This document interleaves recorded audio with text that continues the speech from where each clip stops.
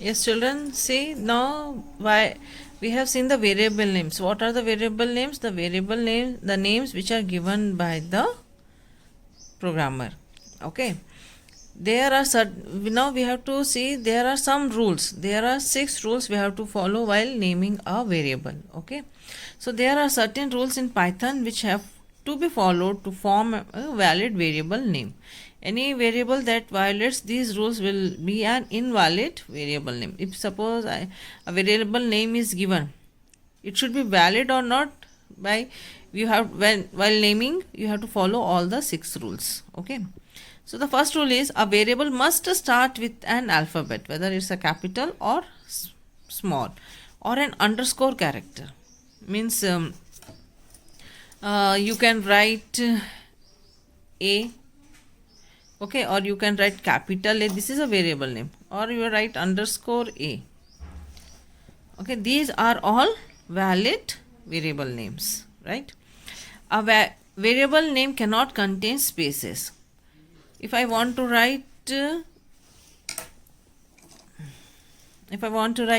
a b, it will be like this, not a b. These both will treat different variable. Okay, but this will tells us this is one variable name. Okay, there should be no space between them. Third law, a variable name can contain any number of letters, digits and underscore. No other character apart from these are allowed. Suppose a1 you can say, है ना, ax you can say, a underscore b you can say. You can use all these things, है ना, while naming a variable. a1 भी लिख सकते हैं, a भी लिख सकते हैं. Okay, but the variable name will contain the letters, digits and underscore.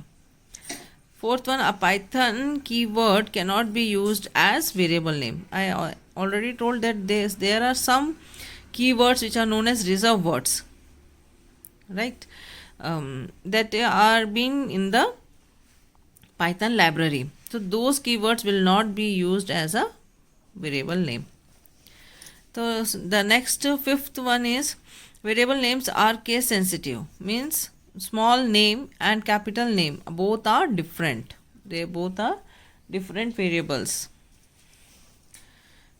Next one is you should always choose names for or your variables that give an indication of what they are used for. Suppose you are storing a name, so you give the variable name. If you want to add sum, you can write sum like that, है ना? In other words, the name should reflect its functionality. For example, a variable name that holds temperature might be named temperature. The variable name can be temperature. And a variable that holds the speed of a car might be named as speed instead of giving x and b.